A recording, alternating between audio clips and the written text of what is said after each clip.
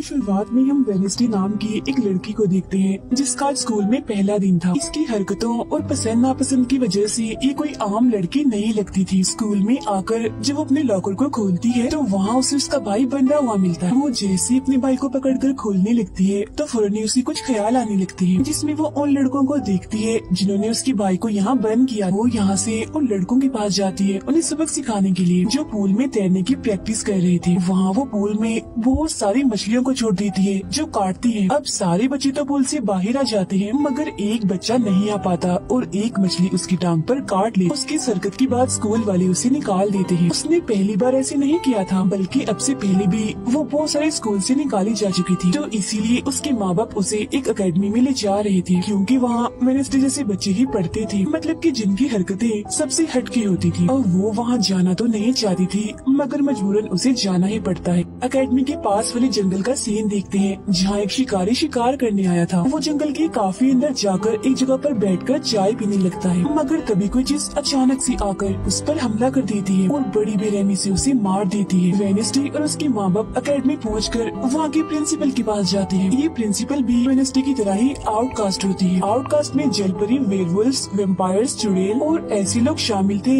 जिनमें जादुई ताकतें पाई जाती है और इस तरह के ही सारे बच्चे इस अकेडमी में पढ़ते हैं। वेडनेसडे के साथ जिसने कमरे में रहना था यानी उसके रूम में, उसने कमरे को काफी रंगीन बनाया हुआ था, इसीलिए सब कुछ वेडनेसडे को पसंद नहीं आता क्योंकि उसे तो बस काला रंग ही पसंद था। यहाँ का सारा माहौल देखकर वो मुंह बना लेती है। तब उसकी रूममेट उससे पूछती है, तुम ठीक हो ना, क्या हुआ तुम्हें? जिस पर उसके डैड जवाब देते हैं, मेरी बेटी बड़ी अजीब है, काफी बोर है और बस इसी तुम जिंदा लाश समझो। अपने डैड की ये बातें सुनकर वेडनेसडे उन्हें घूरने लगती है। अब उसकी रूममेट उसे पूरी अकेडमी घुमा रही थी कि तभी एक लड़का वहाँ आकर वेडनेसडे से उसकी फेसबुक आईडी मांगता है, जिस पर वो कहती है, मैं कोई भी सोशल मीडिया इस्तेमाल नहीं करती क्योंकि सोशल मीडिया हड्डियों को सड़ा देने वाली सिर्फ एक बीमारी है और कुछ भी नहीं। जाने से पहले वेडनेसडे की मॉम उसे कहती है, अब तुम यहाँ से कभी भाग नहीं पाओ, जिस पर वो कहती है, देख लीजिएगा, मैं आपसे वादा करती हूँ कि जल्दी मैं यहाँ से भाग जाऊंगी। वहाँ से जाते वक्त उसके डैड वहाँ एक हाथ छोड़ देते हैं ताकि वो वेडनेसडे पर नजर रख सके। उधर जंगल में जब पुलिस छानबीन करने आती है तो उन्हें उस शिकारी की लाश के टुकड़े अलग अलग जगहों पर पड़े मिलते हैं। ऐसा हादसा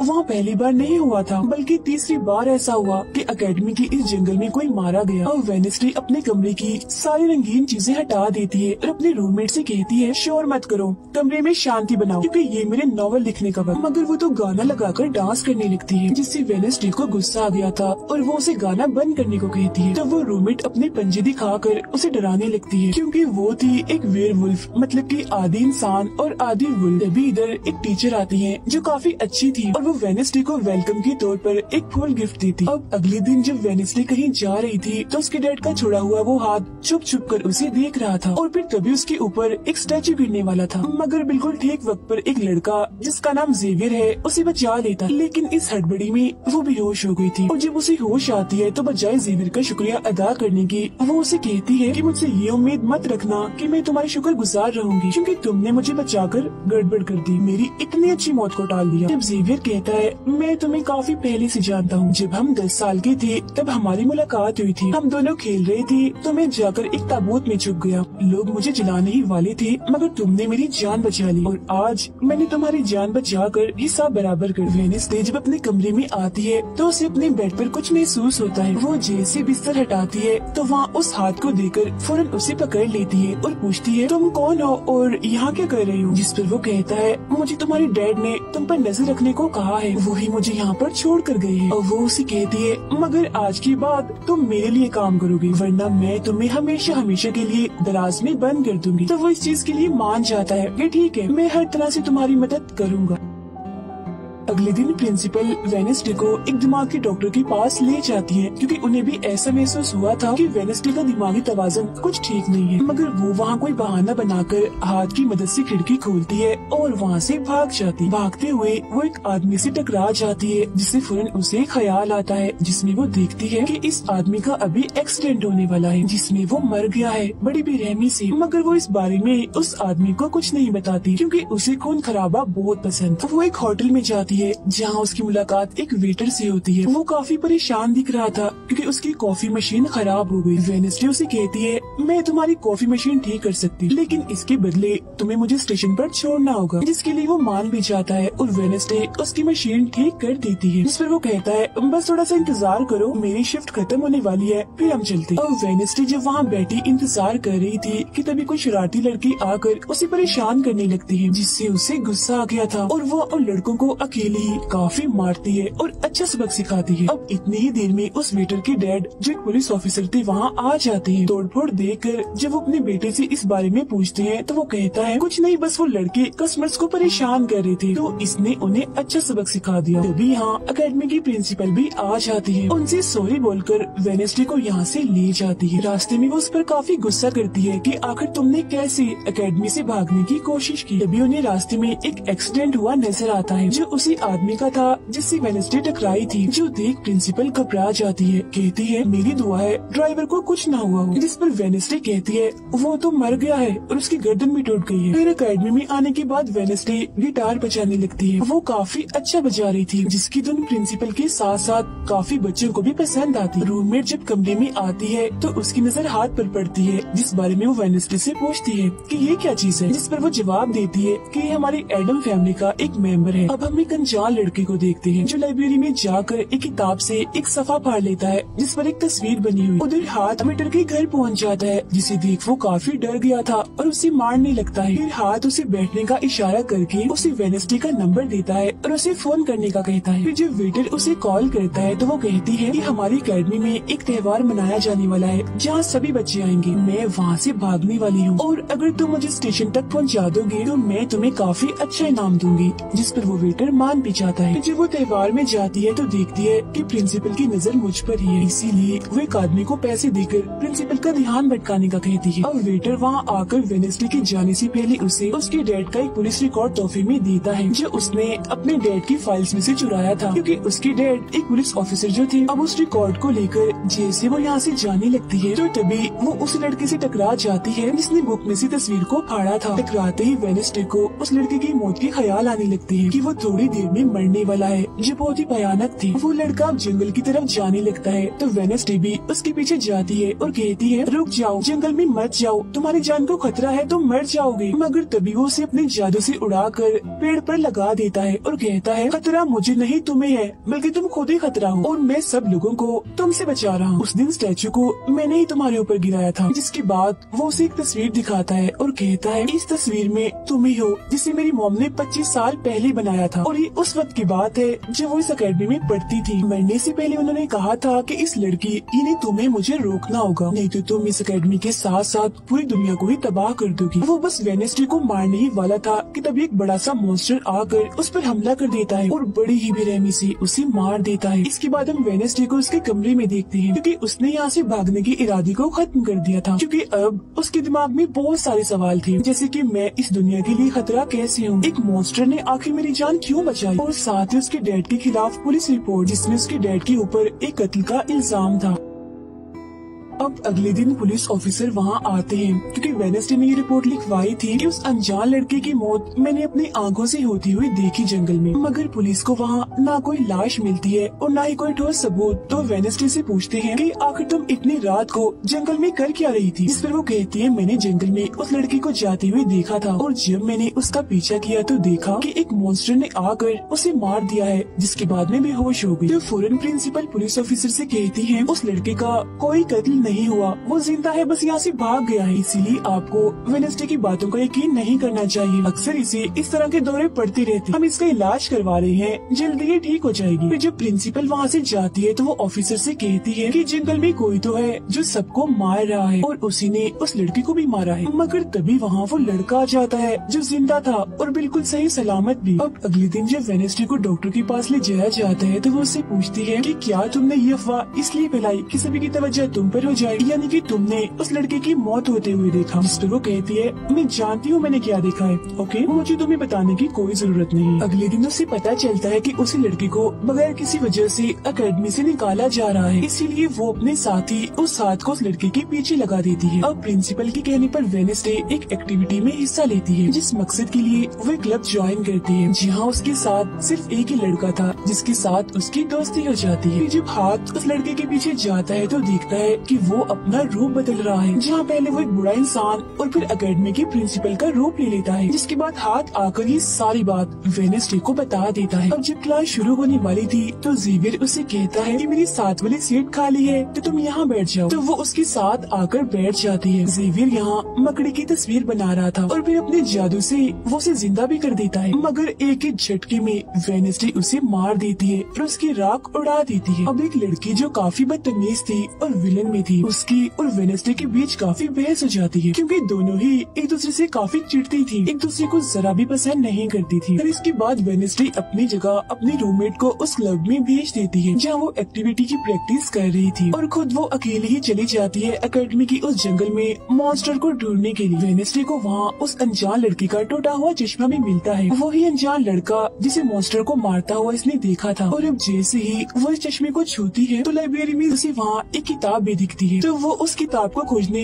लाइब्रेरी में चली जाती है, मगर उसे वहाँ उस तरह की कोई भी किताब नहीं मिलती, जिसके बाद वो चुपके से जेवियर के कमरे में चली जाती है, क्योंकि वो लड़का और जेवियर एक ही कमरे में रहती थी। वेडनेसडे और हाथ यहाँ पर उस किताब को ढूंढ रहे थे, मगर तभी यहाँ जेवियर आ जाता है, जिस वजह से वो बेड के नीचे छुप जाती है। तभी जेवियर के पास वो विलन लड़की भी आती है और उसे कहती है, तुम मुझसे क्यों नाराज हो, अच्छा गुस्सा छोड़ो, सुलह कर लो, जिस पर वो मना कर देता है। अब उसके इनकार पर विलन लड़की को लगने लगता है कि ये सब वो वेडनेसडे की वजह से कर रहा है, इसीलिए वो कहती है कि कल मैं वेडनेसडे समेत तुम्हारे सभी साथियों की कश्तियों की धज्जियां उड़ाने वाली हूँ। बेड के नीचे छुपे वेडनेसडे और हाथ भी उसकी ये बात सुन लेती। कमरे में वापस आने के बाद वेडनेसडे अपने रूममेट से कहती है कि कल जो कश्तियों की रेस होने वाली है मैं भी उसमें हिस्सा लूँ, और कुछ भी हो जाए उस घमंडी लड़की यानी विलन को मैं हरा कर ही रहूंगी। अब अगले दिन जब रेस शुरू होती है तो बताया जाता है कि इस मुकाबले का कोई भी असूल कानून नहीं है, जो भी टीम सबसे पहले गुफा में जाकर झंडे को लाएगी वही टीम जीत जाएगी, जिसके फौरन बाद गेम शुरू हो जाती है और विलन भी अपनी चालें चलना शुरू कर देती। वो अपने एक जलपरी साथी की मदद से एक टीम की कश्ती को तुड़वा देती है, जिससे वो पूरी टीम पानी में गिर जाती है, मगर फिर जब वो जलपरी वेडनेसडे की कश्ती की तरफ आ रही थी तो हाथ उससे पहले ही जाल फेंककर उसे जाल में फंसा लेता है। अब किनारे तक सिर्फ 3 ही टीम्स पहुंच पाती है, और जब सारे लोग झंडा लेने अंदर जाते हैं तो रूममेट अपने पंजों से जोकर टीम की कश्ती में छेद कर देती है। फिर सभी के साथ वेडनेसडे जब झंडा लेकर आ रही थी तो उसे एक ख्याल आता है, जिसमें वो अपनी जैसी एक लड़की को देखती है जिसके हाथ में एक किताब थी। होश में आने पर झंडा लेकर वो वापस से कश्ती में चली जाती है। जोकर्स की कश्ती तो छेद होने की वजह से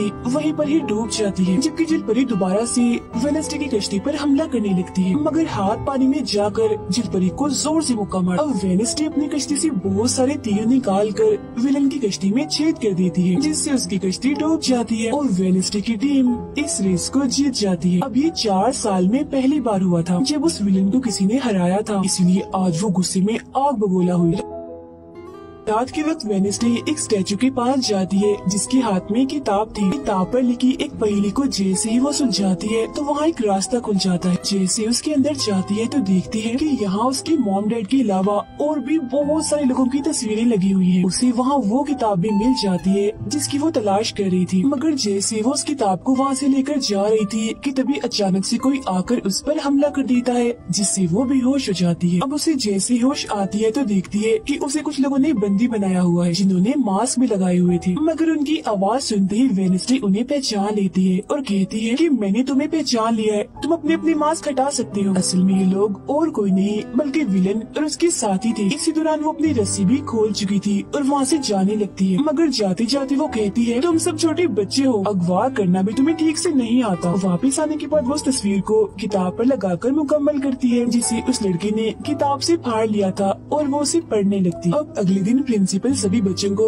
एक प्रोजेक्ट देती है जिसमें उन्हें शहर की सारी दुकानों पर जाकर काम करना था। शहर पहुंचने के बाद वेडनेसडे जेवियर को वो किताब दिखाकर पूछती है कि क्या तुम इस किताब को पहचानते हो, जिस पर वो कहता है हाँ। इस किताब को लेकर मेरे और उस लड़के के बीच में लड़ाई भी हुई थी जिसके बारे में तुमने कहा था कि मॉन्स्टर ने उस पर हमला कर दिया था। ये किताब एक जादूगर की है और 30 सालों से भी ज्यादा पुरानी है, तो तुम इसके साथ क्या कर रही हो। ये सुन वो उससे पूछती है तुम उस जादूगर के बारे में और क्या जानते हो। वो कहता है कुछ खास नहीं, अगर तुम उस जादूगर के बारे में जानना चाहती हो तो तुम्हें उसके घर जाना होगा जो काफी पुराना एक खास घर है। अकेडमी के सारे बच्चे भी अलग अलग दुकानों में जाकर काम करने लगते हैं। वेडनेसडे एक वेट्रेस बनी थी मगर उसका नखरा गुस्सा देखकर कोई भी उसे खाने की चीज नहीं लेता। वेडनेसडे का दोस्त पेस्ट्री खा रहा था कि तभी शरारती बच्चे आकर उसे परेशान करने लगते हैं और बस फिर होना क्या था, वेडनेसडे वहाँ आती है और उन्हें खूब मारती है। इसके बाद वो अपने उस दोस्त को लेकर जादूगर के घर जाती है ताकि वो सारी सच्चाई जान सके कि आखिर बात क्या है और उस किताब के बारे में भी। उसी वहाँ जादूगर की बहुत सारी चीजें और एक पेंटिंग भी दिखाई देती है। पेंटिंग में वो उसी लड़की को किताब पकड़ी हुई देखती है जो उसे गुफा के पास भी दिखी थी। उसके ख्याल में जब उनकी रेस में वेडनेसडे झंडा लेने गई, फिर उसी वहाँ इस पेंटिंग वाली लड़की की किताब भी मिल जाती है मगर वो खाली थी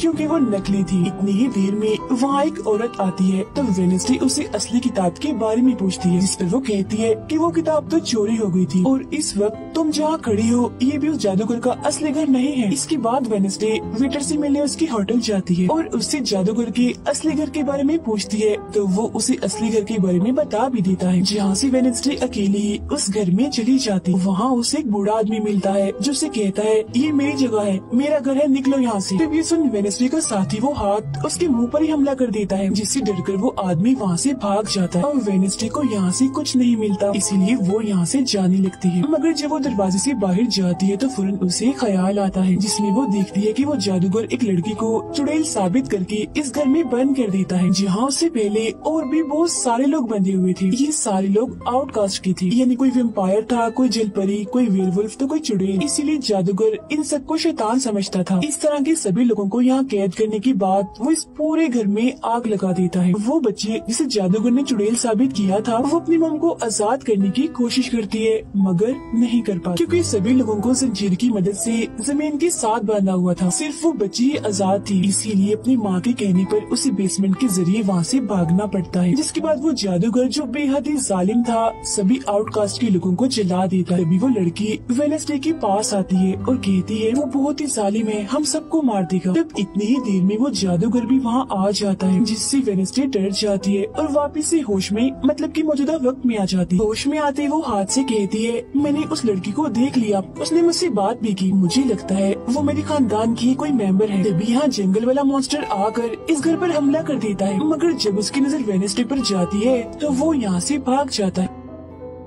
वेडनेसडे और हाथ उसका पीछा करते हैं मगर देखते हैं कि मॉन्स्टर के कदमों के निशान तो इंसानी पैरों के निशान में बदल गए। अगले दिन उस जादूगर की मूर्ति को इज्जत के तौर पर इस जगह पर लगाया जाने वाला था क्योंकि शहर के लोग तो उसे अपना हीरो ही मानते थे और आज वेडनेसडे को वहाँ गिटार बजाने के लिए बुलाया गया था। लेकिन वो लोग जैसे मूर्ति लगाकर अपना काम करने लगते हैं तो तभी वो हाथ पीली फेंककर मूर्ति को आग लगा देता है क्योंकि वेडनेसडे के कहने पर उसने पहले ही मूर्ति पर पेट्रोल डाल दिया था। आग देखकर सारे लोग वहाँ से भाग जाते हैं मगर वेडनेसडे अभी भी वहाँ बैठी गिटार बजा रही होती है। साथ ही वो मूर्ति को जलता हुआ देखकर खुश भी हो रही थी। अब प्रिंसिपल को वेडनेसडे पर ही शक था मगर उसके खिलाफ प्रिंसिपल के पास कोई सबूत नहीं था। अब जादूगर के जिस पुराने घर में वेडनेसडे गई थी जहाँ वो बूढ़ा आदमी था वो अभी भी वही रुका हुआ था मगर तभी वो मॉन्स्टर वहाँ आता है और उस बूढ़े आदमी पर हमला कर देता है। लेकिन मरते मरते वो बूढ़ा आदमी मॉन्स्टर की 2-3 तस्वीरें अपने कैमरा में बना ही लेता है। पुलिस को जब ये खबर मिलती है तो फौरन छानबीन करने पहुँच जाती है जहाँ उन्हें बूढ़े आदमी के कैमरा से मॉन्स्टर की तस्वीर भी मिल जाती है। अगले दिन हाथ मुर्दा घर जाकर वहाँ लगे कैमरा पर कोई चीज लगा देता है ताकि जो वो करे उसे कोई ना देख सके। फिर वो दरवाजा खोलता है तो वेडनेसडे अंदर आती है। वो यहाँ दरअसल उस बूढ़े आदमी के जख्मों को देखने आई थी जिसे उस मॉन्स्टर ने मारा था। वो बूढ़े आदमी की लाश को देखकर सारा डेटा अपने पास रिकॉर्ड कर लेती है जबकि हाथ उसकी एक फाइल बनाने में लग जाता है। तभी वहाँ डॉक्टर और पुलिस ऑफिसर भी आ जाते हैं। तब छुपने के लिए वेडनेसडे एक बॉक्स मिस हो जाती है। जब डॉक्टर उस बॉक्स को खुला हुआ देखते हैं तो फौरन उसे चेक करते हैं, मगर जब वेडनेसडे को उसमें पड़ा हुआ देखते हैं तो उन्हें लगता है कि ये भी एक लाश है, इसीलिए वो उस बॉक्स को बंद करके वहाँ से चले जाते हैं। मगर फिर जब हाथ उसे वहाँ से लेने आता है तो वो कहती है, अच्छा तंग मत करो प्लीज, थोड़ी देर और सुने तो बड़ा मजा आ रहा है। फिर इसके बाद वो अपनी छानबीन से ये पता लगवा लेती है कि वो मॉन्स्टर असल में जिस्म के हिस्सों को इकट्ठा कर रहा है। फिर अगले दिन जब वो अकेडमी जाती है तो उसे जेवियर की गर्दन पर किसी के पंजों के निशान दिखते हैं। अब हम जेवियर को एक केबिन से बाहर आता हुआ देखते हैं और क्योंकि वेडनेसडे को उसके जख्मों पर पहले से ही शक था तो वो भी उसका पीछे करते करते वहाँ आ गई थी। उसे वहाँ पर बहुत सारी मॉन्स्टर की ड्राइंग्स और तस्वीरें दिखती हैं। एक तो तस्वीर को लेकर जैसी वो वहाँ से जाने लगती है तो तभी जेवियर उसे देख लेता है और जाने से रोक देता है, मगर वेडनेसडे उसका ध्यान भटकाने के लिए उसे बस एक ही बात कह देती है कि क्या तुम आज रात होने वाली डांस पार्टी में मेरे साथ चलोगे। जिसके बाद वो जेवियर की बनाई मॉन्स्टर की ड्राइंग्स ले जाकर पुलिस ऑफिसर को दे देती है, जिस पर वो कहते हैं इससे हम किसी को भी नहीं पकड़ सकते, कोई ठोस सबूत लेकर आओ। अब वेडनेसडे अपनी सारी रिसर्च को अपने दोस्त के सामने रख देती है ताकि वो उसकी मदद कर सके। उनमें से एक ड्राइंग को देखकर उसका दोस्त कहता है कि मैं इस जगह के बारे में जानता हूँ। जिसके बाद वो वेडनेसडे को उस जगह पर ले जाता है जो एक गुफा थी, जिसके अंदर जाकर उन्हें बहुत सारी हड्डियाँ और एक हथकड़ी भी मिलती है। थोड़ा छानबीन करने पर उसे वहाँ एक नोकदार बड़ा सा नाखून भी मिलता है, जिसे वो अपने पास रख लेती है। जिसके बाद वो जेवियर के पेंटिंग वाले केबिन में जाती है और डस्टबिन से एक कपड़ा जिस पर खून लगा हुआ था उसे निकाल कर अपने पास रख लेती है। फिर जैसे वो वहाँ से जाने लगती है तो तभी वहाँ जेवियर आ जाता है और उसे पूछता है तुम यहाँ मेरे केबिन में क्या कर रही हो। उसकी बात डालकर वो उसे पूछती है ये जो चोट तुम्हारी गर्दन पर है ये तुम्हें कैसे लगी। तो वो बताता है कि पिछले कुछ दिनों से ये मॉन्स्टर मेरे सपनों में आ रहा है, इसीलिए मैं इसकी ड्राइंग्स बनाता हूँ। मगर एक दिन मैंने अपने जादू पर से कंट्रोल खो दिया और ड्राइंग के अंदर से मॉन्स्टर की पंजे ने निकलकर मुझे नोच लिया। लेकिन अब क्योंकि वेडनेसडे उस पर शक कर रही थी इसीलिए वो उस पर काफी गुस्सा करता है और फौरन उसे यहाँ से जाने का कहता है। अब वेडनेसडे वो खून लगा कपड़ा और नाखून जाकर पुलिस ऑफिसर को दे देती है और कहती है ये लो ठोस सबूत और बेशक डीएनए टेस्ट करवा लो, मेरे ख्याल से इतना सबूत काफी होगा, है ना। वो अपने दोस्त के पास जाती है और कहती है कि डांस पार्टी में जाने के लिए हमारे साथ कोई नहीं है, तो हम ऐसा करते हैं डांस पार्टी में नहीं जाते बल्कि गुफा में जाकर मॉन्स्टर को ढूंढते। जिसके बाद रात को वेडनेसडे अपने दोस्त के साथ जंगल में जाने की तैयारी कर रही थी, मगर तभी उसके दरवाजे पर वेटर तैयार होकर आता है क्योंकि हाथ में उसे वेडनेसडे की तरफ से डांस पार्टी में चलने की दावत भेजी थी। अब क्योंकि वेटर काफी खुश था तो वेडनेसडे उसका दिल तोड़ना नहीं चाहती थी, इसीलिए वो अपने गुफा में जाने वाले प्लान को खत्म करके वेटर के साथ पार्टी में जाने का फैसला करती है। जब वेडनेसडे वहाँ से जाने लगती है तो उसका दोस्त वहाँ आता है तो वो उसे कहती है आई एम सॉरी मैं पार्टी में जा रही हूँ, हम ऐसा करते हैं कल गुफा में जाएंगे। लेकिन उसका दोस्त बगैर बताए अकेला ही उस गुफा में चला जाता है। उधर पार्टी में सारे लोग आकर काफी एंजॉय कर रहे थे, सब लोग अपने अपने साथी को लेकर पार्टी में आए हुए थे, जहाँ जेवियर अपने साथ उस विलन लड़की को लाया था। लेकिन जब वेडनेसडे वेटर के साथ वहाँ आती है तो उन दोनों को साथ देखकर जेवियर जलने लगता है। जब सब लोग डांस कर रहे थे तो वेडनेसडे की डांस करने की स्टाइल से सारे लोग काफी हैरान रह जाते हैं क्योंकि वो काफी अजीब तरह से डांस कर रही थी। उधर जंगल में वेडनेसडे का दोस्त भी पहुँच गया था और छुपकर मॉन्स्टर की आने का इंतजार कर रहा था, मगर तभी वहाँ कोई आता है और उस गुफा में धमाका करके भाग जाता है। जेवियर लगातार उन दोनों को देखकर जल रहा था, इसीलिए वो विलन लड़की से कहता है कि तुम अपना लॉकेट उतारो और अपने जेल परी से मेरे लिए मदद मांगो ताकि मैं वेडनेसडे को भूल जाऊँ। जो सुन विलन लड़की भड़क जाती है और उसे कहती है कि तुम तो पहले ये कहते फिर रहे थे कि मैंने अपने जेल परी से तुम्हें अपने काबू में किया है और अब तुम्हें किसी को बुलाने के लिए मेरी ही मदद चाहिए। तभी बाहर शरारती लड़कों का ग्रुप टैंकर लेकर आता है और डांसिंग क्लब के पंप में वो बड़ा सा पाइप लगा देते हैं और फिर तभी अचानक उस पार्टी में खून की बारिश होने लगती है क्योंकि जो टैंकर वो शरारती लड़के लाए थे जिसका पाइप उन्होंने लगाया था उसमें दरअसल खून था। ये देख सारे लोग घबरा जाते हैं और पार्टी से भागने लगते हैं, मगर वेडनेसडे वहीं खड़ी रहती है क्योंकि उसे तो अब और मजा आ रहा था क्योंकि वो बारिश खून की नहीं बल्कि कलर की थी जिसमें वो काफी इंजॉय कर रही थी। तभी वेडनेसडे को एक ख्याल आता है जिसमें वो देखती है कि उसका दोस्त अकेला ही जंगल में चला गया है जहाँ वो मुसीबत में है, उसकी जान खतरे में है, इसीलिए वो जंगल की तरफ उसे बचाने के लिए भाग जाती है। उसके दोस्त के पीछे दरअसल वो मॉन्स्टर पड़ गया था जिससे बचकर वो भाग रहा था। वो मॉन्स्टर एक बार उस पर हमला करता ही है कि तभी वेडनेसडे उसे ढूंढते हुए वहाँ आ जाती है। तब मॉन्स्टर उसे देखकर वहाँ से भाग जाता है। वो अपने दोस्त को बेहोश पड़ा हुआ देखकर काफी घबरा जाती है। इतनी ही देर में उसकी टीचर भी उसका पीछे करते करते वहाँ आ गई थी, जिसके बाद उसके दोस्त को हॉस्पिटल ले जाया जाता है और वेडनेसडे खुद वापस अपनी एकेडमी में आ जाती है जहाँ वो अपने डैड पर लगी एग्जाम को समझाने की कोशिश कर रही थी कि आखिर सच क्या। अकेडमी में सारे माँ बाप अपने बच्चों से मिलने आते हैं क्योंकि आज मीटिंग थी। प्रिंसिपल सबको बताती है कि वेडनेसडे के दोस्त की हालत में सुधार हो रहा है, कुछ दिन के बाद ठीक होकर वो वापस आ जाएगा। मगर दूर खड़ी वेडनेसडे अपने रूममेट को बताती है कि ये झूठ है, वो तो कोमा में है बेचारा। तभी यहाँ दोनों के माँ बाप आ जाते हैं और ये उनसे मिलने चली जाती। वेडनेसडे अपने मॉम डैड को बताती है कि जब से आपने मुझे यहाँ छोड़ा है मेरे ऊपर बहुत सारे हमले हुए हैं। अब इन सभी को अपनी अपनी फैमिली से मिलता हुआ दूर खड़ी जेवियर और विलन लड़की देख रहे हैं क्योंकि उनकी मॉम डैड आज भी नहीं आई। अब विलन लड़की सुधर गई होती है, साथ ही उसकी जेवियर के साथ दोस्ती भी हो गई थी, तो अब से हम उसे जेवियर की दोस्त कहें। तब इतनी ही देर में उसकी मॉम भी इधर आ जाती है, जिसे देखकर वो काफी हैरान थी। वेडनेसडे के माँ बाप प्रिंसिपल से मिलते हैं तो वो कहते हैं कि वेडनेसडे काफी अजीब तरह से सबसे पेश आती है, इसे डॉक्टर के पास ले जाए इलाज करवाने के लिए। अब इससे पहले वहाँ उसकी माँ बाप कुछ कहते फौरन वो बोल पड़ती है कि रुकिए जरा डैड, मैं आपसे कुछ पूछना चाहती हूँ। ये देखिए एक लड़का जिसका नाम गैरेट है, इसकी कत्ल का इल्जाम आपके सर पर क्यों है और ये कौन था? तो वेडनेसडे की मॉम उसे कुछ भी बताने से इनकार कर देती है। तो वो अपनी मॉम को ये कहकर यहाँ से चली जाती है कि मत बताइए, बाकी सबूत मैं खुद ढूंढ लूँ। वो सीधा जाती है हॉस्पिटल अपने दोस्त से मिलने, जहाँ उसका ख्याल वेडनेसडे का साथी हाथ रख रहा था। अब पता चलता है कि डॉक्टर ने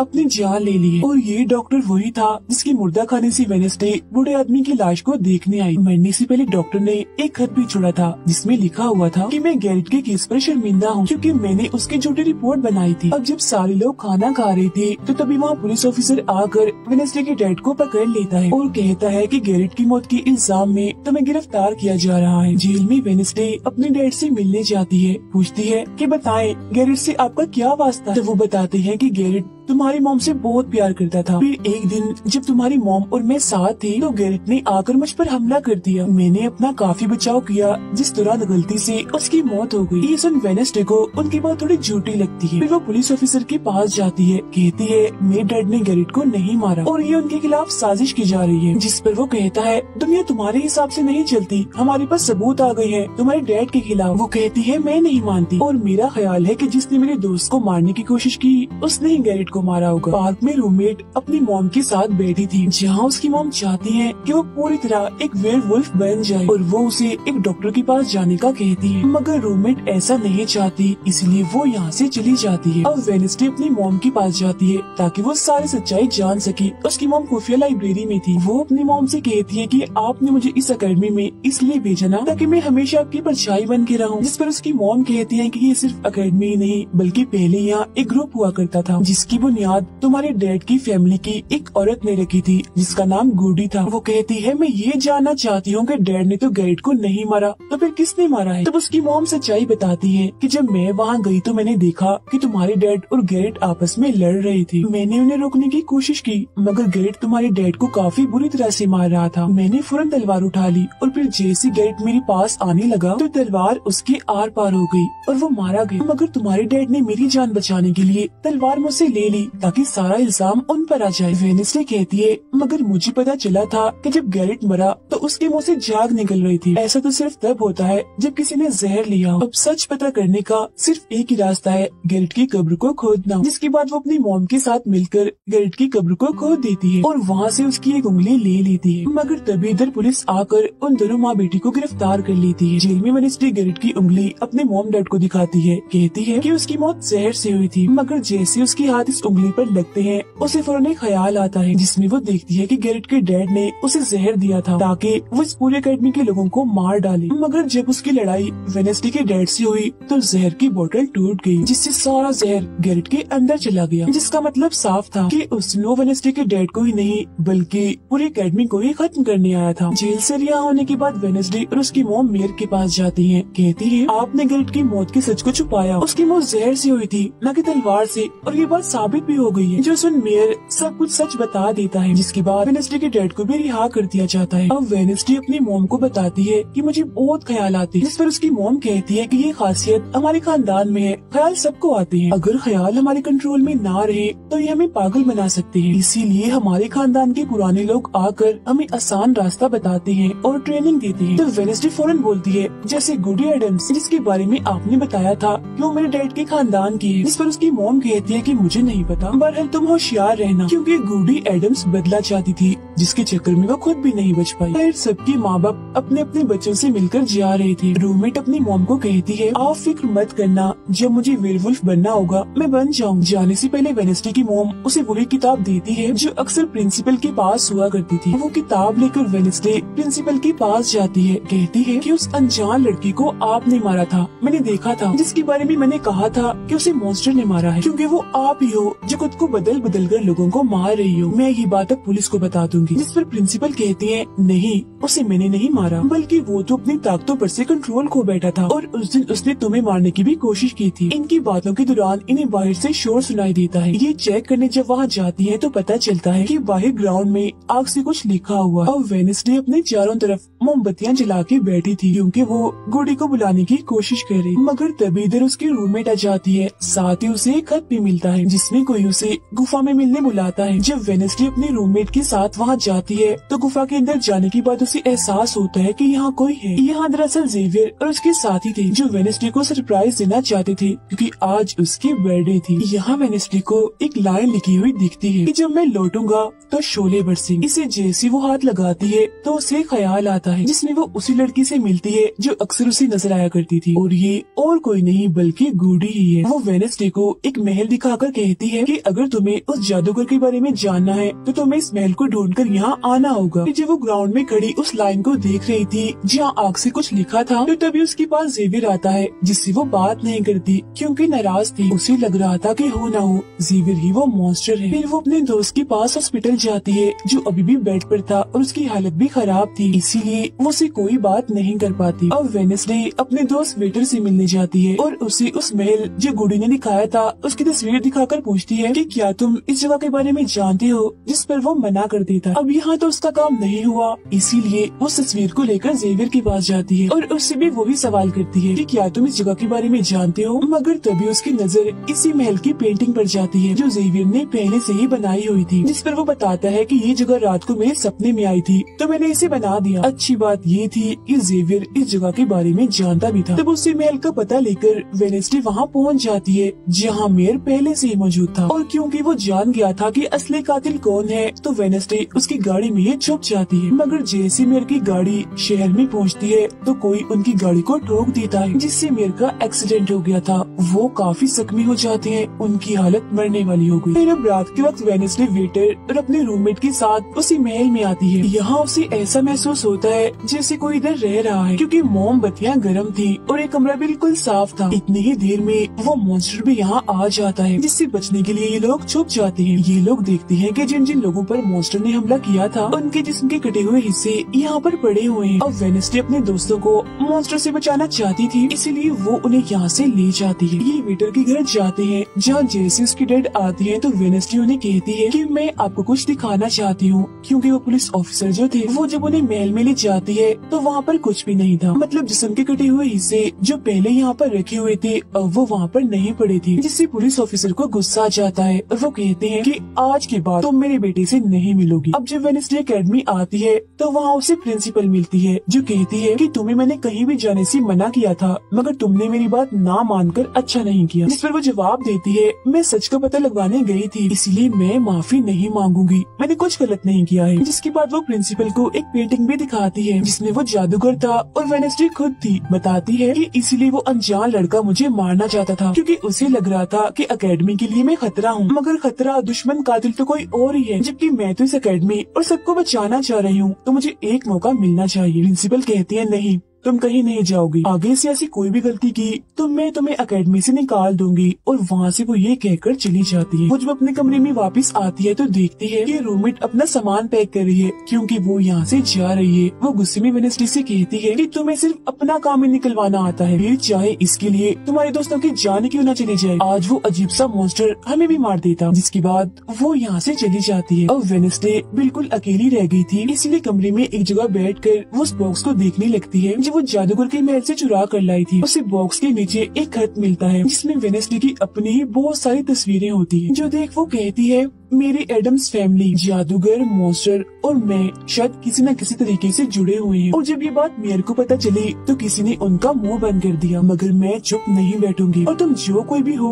मैं तुम्हें ढूंढ लूंगी, देखना। अब मेयर की मौत हो गई थी और जब उन्हें दफनाया जा रहा था तो वेडनेसडे वहाँ आती है और सोचने लगती है कि कातिल यहाँ आए लोगों में से कोई है, मगर तभी उसे जंगल में कोई दिखता है। वो पीछा करती है तो पता चलता है कि और कोई नहीं बल्कि उसका अंकल है। अंकल बताते हैं कि मेरे ऊपर चोरी का इल्जाम है तो कुछ वक्त के लिए मुझे छुप के रहना होगा। तब वेडनेसडे उन्हें एक केबिन में छुपा देती है और मॉन्स्टर की तस्वीर दिखाकर पूछती है कि आप इसके बारे में कुछ जानते हैं, जिस पर वो कहते हैं मैं ज्यादा कुछ तो नहीं जानता, अगर तुम्हें इसके बारे में जानना है तो तुम्हें खुफिया लाइब्रेरी में जाना होगा। वहाँ एक तिजोरी में डायरी है जिसमें इस मॉन्स्टर के बारे में सब लिखा है। आधी रात को वेडनेसडे उस लाइब्रेरी में जाती है जहाँ जेवियर पहले से ही मौजूद था। तब ये उसे कहती है जहाँ जहाँ मॉन्स्टर से हमला हुआ है वहाँ तुम पाए गए हो तो हो ना हो मॉन्स्टर तुम ही हो, मगर वो उसकी बात को अनसुनी करके यहाँ से चला जाता है। तभी इधर उसकी अंकल आती है। ये मिलकर डायरी को ढूंढ लेते हैं जिसमें इस मॉन्स्टर के बारे में सब कुछ लिखा था कि ये मॉन्स्टर किसी के कंट्रोल में भी आ सकता है और फिर बस ये अपने मालिक के कहने पर ही काम करता है। रात के वक्त वो अपने साथी हाथ को कहती है कि मैं वेटर से मिलने जा रही हूँ, तब तक तू मेरी डायरी का ख्याल रखना। कि जब वेटर के साथ गुफा के अंदर जाती है तो देखती है कि यहाँ उसने गुफा को सजाया हुआ है क्योंकि वो उसे शादी के लिए पूछने वाला था। वापिस आकर वेडनेसडे देखती है कि उसके कमरे का सारा सामान इधर उधर बिखरा पड़ा है और उसकी डायरी कोई चुरा कर यहाँ से ले गया है। फिर जैसे वो अपने साथी हाथ को देखती है तो घबरा जाती है क्योंकि उसकी हथेली में किसी ने चाकू आर पार कर दिया था और अब उसमें जान नहीं थी, वो मर गया था। फिर वो हाथ को लेकर जल्दी से अपने अंकल के पास आती है और दुखी होती हुई कहती है प्लीज अंकल कैसे भी करके हाथ को जिंदा कर दीजिए। तब अंकल बार बार बिजली के झटके उसे देते हैं जिससे वो जिंदा हो जाता है। वो उसे पूछती है अच्छा तुम पर हमला किसने किया था, जिस पर इशारों से वो बताता है कि मैंने नहीं देखा क्योंकि हमला पीछे से हुआ था। जिस पर वेडनेसडे गुस्से से भर जाती है, कहती है चाहे कुछ भी हो जाए मैं उसे नहीं छोड़ूंगी, वो जो भी है। और वो प्रिंसिपल को आकर कहती है किसी ने मेरे कमरे में तोड़ फोड़ कर दी है, साथ ही कोई उस डायरी को भी चुरा कर ले गया है। वो कहती है वो डायरी तो खुफिया लाइब्रेरी में थी तो तुम्हारे पास कैसी आई, तुम ऐसी हरकतें मत करो कि एकेडमी को बंद करना पड़े, ऐसा मैं होने नहीं दूंगी। फिर जब वेडनेसडे वहाँ से जा रही थी तो तभी उसके पास उसके साथी आते हैं और उसे जानकारी देते हैं कि गैरेट जिसकी मौत का इल्जाम तुम्हारे डैड पर था उसकी मॉम को किसी ने डबोकर मारा था और मरने से पहले उनकी सारी प्रॉपर्टी एक डॉक्टर ने हथिया ली थी। डॉक्टर नाम सुनकर वेडनेसडे को दिमागी डॉक्टर पर शक होता है, इसीलिए वो सीधा उनके पास जाती है। कहती है कि मैं जानती हूँ आपके अंदर गैरेट की मॉम की आत्मा है जो सबसे अपनी मौत का बदला लेना चाहती है, अब बस कर दो तुम्हारा खेल खत्म हुआ। जिसके बाद वो यहाँ से चली जाती है। ये सारी बातें सुन डॉक्टर को जरा भी समझ नहीं आती कि क्या बोल रही थी, इसीलिए वो फौरन प्रिंसिपल को कॉल करती है। कहती है वेडनेसडे आई थी,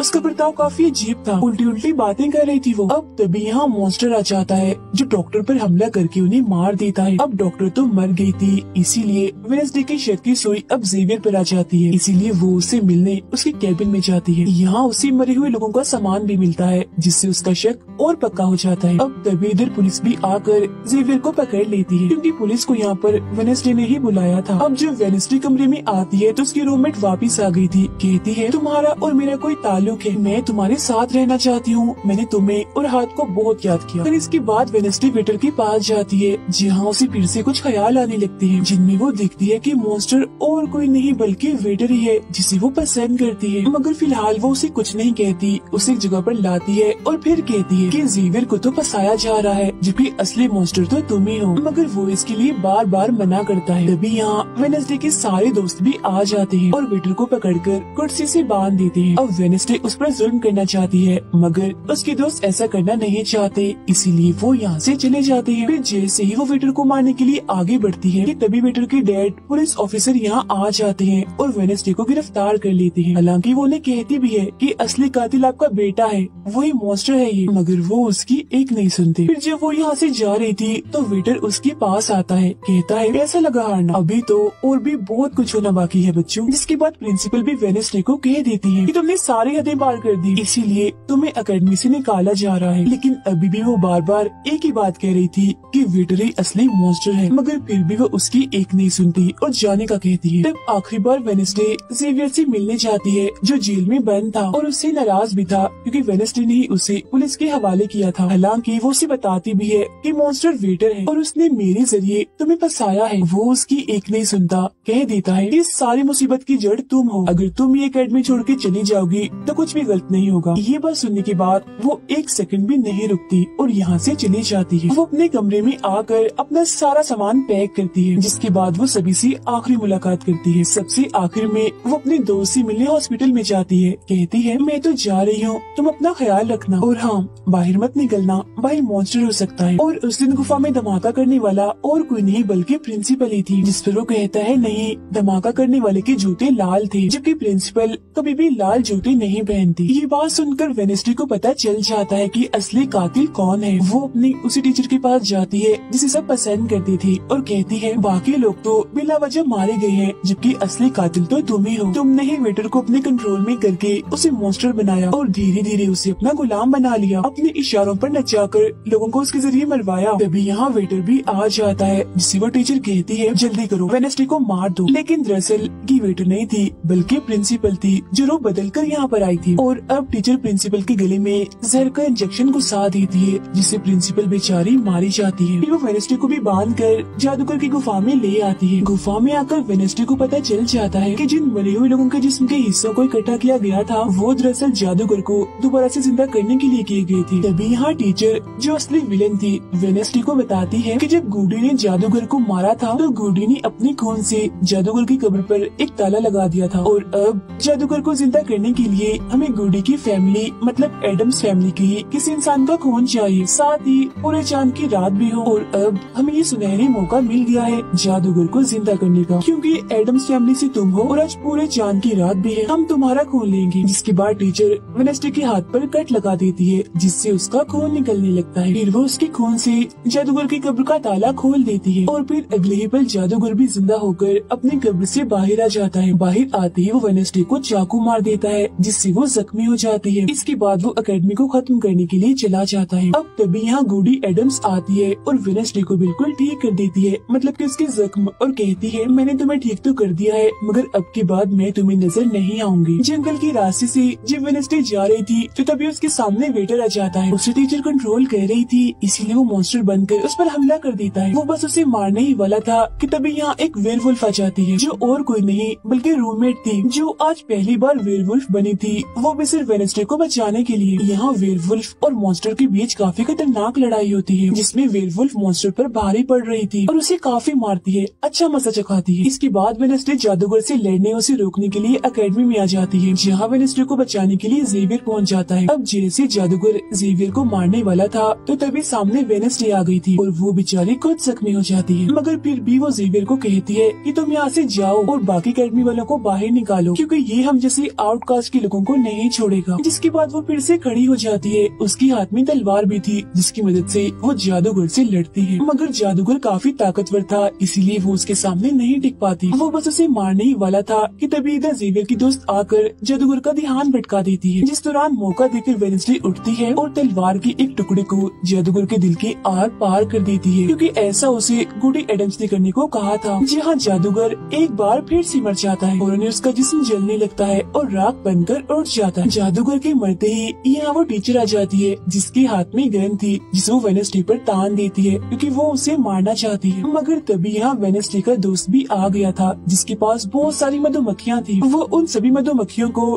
टीचर पर छोड़ देता है, जिससे उसका भी काम तमाम हो जाता है। जब वेडनेसडे अपने मिशन में कामयाब होकर बाहर आती है जहाँ सारे लोग खड़े थे, तो वो वहाँ अपने रूममेट को भी देखती है, जो अब वेयरवुल्फ से अपने असली रूप में आ गई थी। यहाँ वो दोनों पहली बार गले मिलती हैं, मगर हैरत अब वेडनेसडे को कोई भी ख्याल नहीं आ रहा था। कुछ वक्त के बाद वेडनेसडे अपना नॉवल भी पूरा कर लेती है, मगर वो इसका एंड नहीं करती, यानी कि उसे खत्म नहीं करती और आगे बस एक सवालिया निशानी छोड़ देती है। वो जेवियर से मिलने जाती है, जहाँ वो उसे गिफ्ट देता है जिसमें मोबाइल था। वो इस गिफ्ट को ले तो लेती है मगर कुछ नहीं कहती और वहाँ से चली जाती है। फिर जब वो अपनी गाड़ी में थी तो उसके पास मैसेज आता है, जिसमें उसकी कुछ तस्वीरें थी और साथ ही ये मैसेज भी था कि मैंने तुम पर नजर रखी हुई है, जिससे वो सोच में पड़ जाती है कि टीचर तो मर गई है, मगर अब उसके बाद ये कौन है जो सब कर रहा है। इसी सोच में वो अपने घर के लिए निकल जाती है। जिसके बाद हम पुलिस की गाड़ी को देखते हैं, जिसमें वो वेटर को बांधकर कहीं ले जा रही थी, क्योंकि क्योंकि उन्हें भी पता चल गया था कि यही असली मॉन्स्टर है, इसे बस कोई कंट्रोल करता है। मगर तभी अचानक से वेटर दोबारा मॉन्स्टर बन जाता है और सभी पुलिस वालों को मार देता है। इसका मतलब ये था कि टीचर की तरह अभी भी कोई है